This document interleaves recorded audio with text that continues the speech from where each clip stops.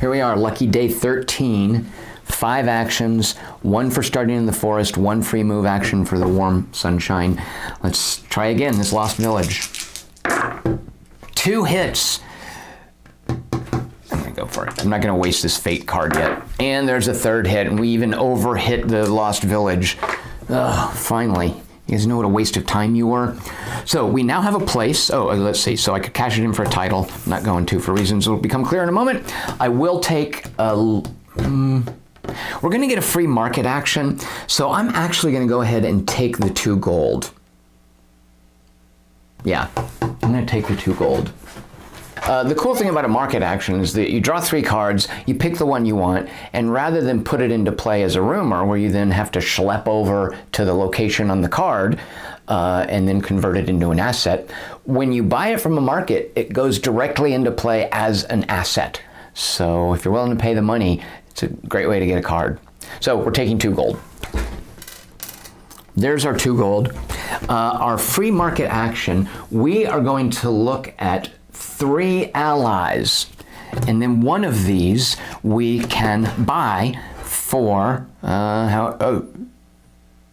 market action. We choose. We can sell, we can buy, and then we can pay to heal up. A market action is those 3 sub-actions, and you can do each one once. So here's our buy action. 1, 2, 3 allies. We're looking for someone pious. A shadow, there we go. It looks like the catalyst will be our friend here.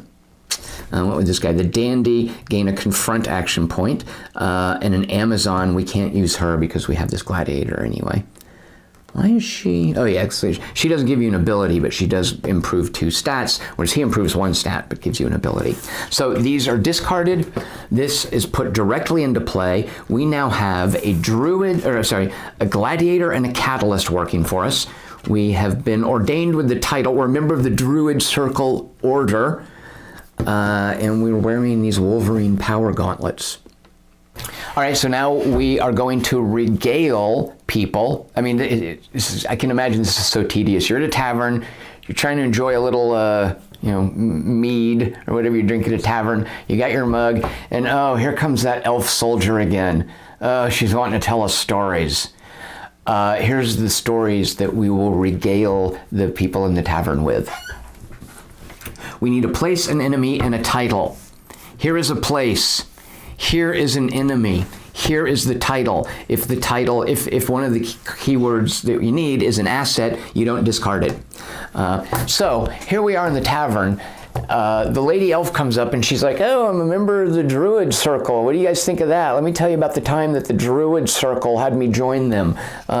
Did I mention that I killed a ghoul and that I found a lost village? Actually, this is worth a tale of regaling.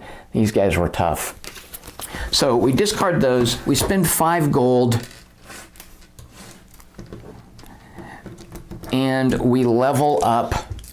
Cross off the next chapter, that chapter in our saga.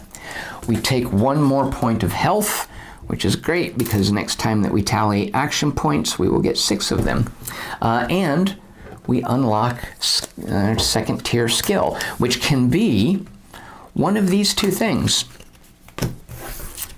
There are only 2 for each level. It's not like I'm surprising myself by flipping out of a deck of cards. We can either take +1 to our fight stat because we are a killer, or we can be a trekker. Not a trekkie, a trekker. And we can tap this to gain a movement point. Early on, well, I feel like this, we need to get a bunch of fight dice for when we deal with the Joker, Prince of Ruin over there. We currently have 5, which is good, but I'd like to match him.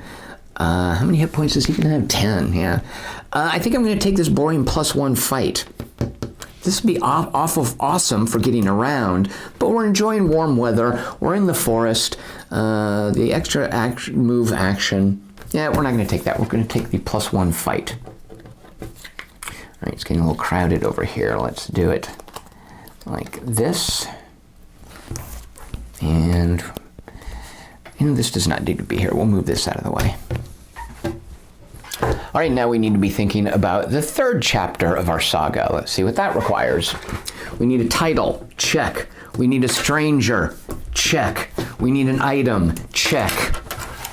Guess what? Those of you in the tavern, oh my God, she will not shut up. We're going to regale everyone in the tavern with another tale. So, did I spend the action to do the regaling? I think I did. I don't think I did. And we'll do it anyway. It's like I can burn actions. So here's another 5 gold. This gives us another health. We are up to 7 health. Here's our tale. Remember this elf soldier's drunk by now. She's like, yeah, remember this order of the Druid Circle. And everyone's like, yeah, you told us about that one already. And then she's like, oh, and I met one time a laborer. Ew, that's one of the most boring adventure tales ever. I met a guy digging in a ditch. But then Perdition's amulet? Then there's this jewelry. Look, I found it. And then she loses it because it's discarded. It was only a rumor about Perdition's amulet. And that levels us up. And now, here's the fun part. We get our level 3 skill. Our options are Duelist or Brave. Duelist, you may use Fight for an influence test.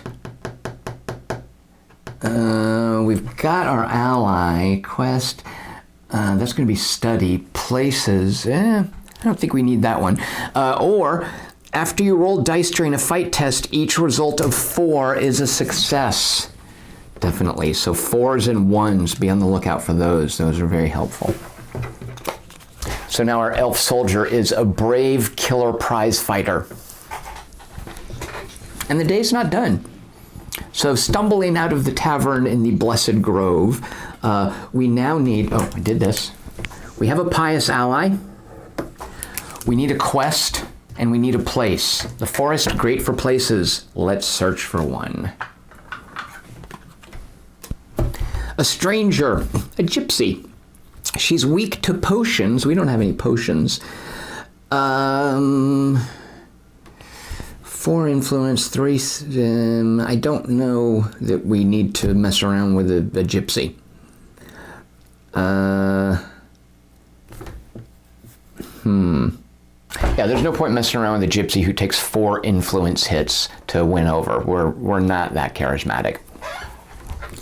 So we'll use our free movement to head over to the Shrouded Glade. The outlaw is just a stranger. He does. Oh wait, is she no, she's a villain. Remember, if we meet noble strangers, they're so impressed by the fact that we're members of the Druid Circle that they join us. And then we have one more action. No point trying to befriend the outlaw. Should we move into the Rising Bluffs? Yeah, let's head to the Rising Bluffs. We'll probably get jumped by a monster, but we won't be surprised because of our gladiator. In the Rising Bluffs, I was right. It is a brigand. An enemy, humanoid. When an engagement starts, you may pay 1 gold to evade the brigand and skip the engagement. We can take this guy. We're not going to give him any of our money. His fight is a 3, and we are surprised because we were not hidden when we drew him. But he loses surprise because of our gladiator. Our fight is 1, 2, 3, 4, 5, 6. Do I have enough red? Oh, shoot, no. Enemy is black. Previously, I've been playing where, I just always use white dice and the enemy uses black dice. But I like this idea of the dice being color-coded by what gives you those dice. So he gets 3 dice, we get 6. He's got 2 hit points. This is probably going to be over quickly. Of course, I say that. Watch me jinx it. We don't have any rumors or fate to use. Yeah, I saw those 6s and got scared from because they were red. We easily dispatch him, and he doesn't so much as scratch us. So the brigand goes down.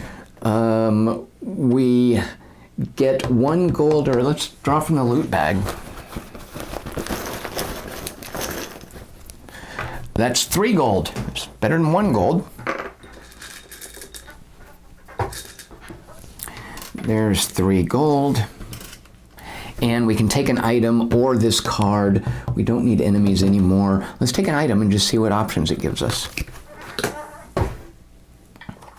The item that we find is a Savage Crown. Big bonus to influence. And it's jewelry, which we don't have. I don't think look at what our oh shoot, I could have won this guy over easily with my, actually even the gypsy I could have won it. Well, an influence of 5 trying to get 4 hits, that still would take a while, especially since we don't need to do it. All right, so we've got the Savage Crown. Where would that be found? In the Windy Valley, which is way up here. Might as well draw it, right? Plus, you guys want to see my artistic rendition of a crown, don't you? Whoop, boop.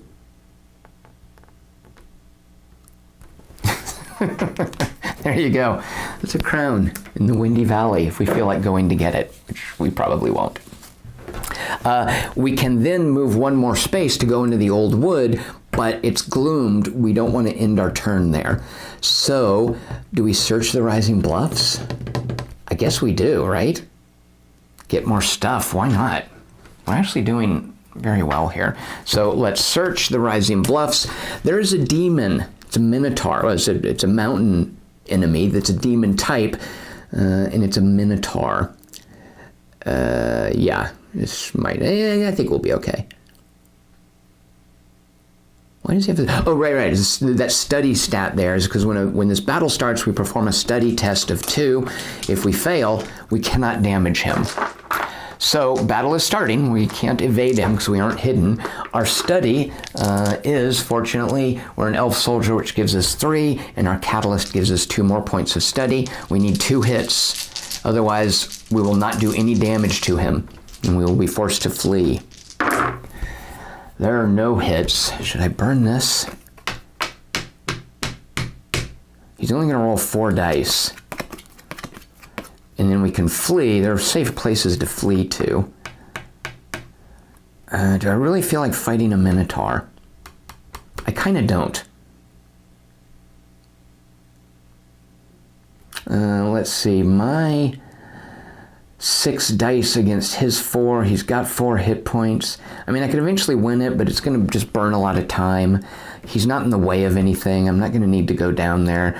So I'm not going to burn this. So I failed my study check against the Minotaur. I didn't find his glowing orange weak point. So my attack won't do any damage, so I'm not even going to roll those dice. What do you think of that? He gets 4 dice. We drew him when we weren't hidden, so he gets surprise, but our gladiator takes away the surprise. And here comes the Minotaur's hit. Oof, 2 points of damage. So we'll flip these 2. That'll be 2 fewer action points we get. Oh, and we used this to find him anyway. And we're now going to flee because it would end our turn anyway, which is going to end. We're not going to flee here because we take a point of damage. No point going back. Actually, let's flee back here because then it'll give us the action point for starting our turn in the Shrouded Glade. And that's the end of that day. We make camp. And at the nighttime, the Rosin Knight appears. He flips the Rising Bluffs, which is where we were, which wouldn't have made a difference because you only take the damage from Gloom at the beginning when you make camp, which we would have already done. And he discarded an enemy from play. Well, I guess that Minotaur jerk. So we don't care what the Orc Raiders. Yeah, so the Rosin Knight comes along and takes the Minotaur for us. Thank you, Rosin Knight. And that's the end of that day.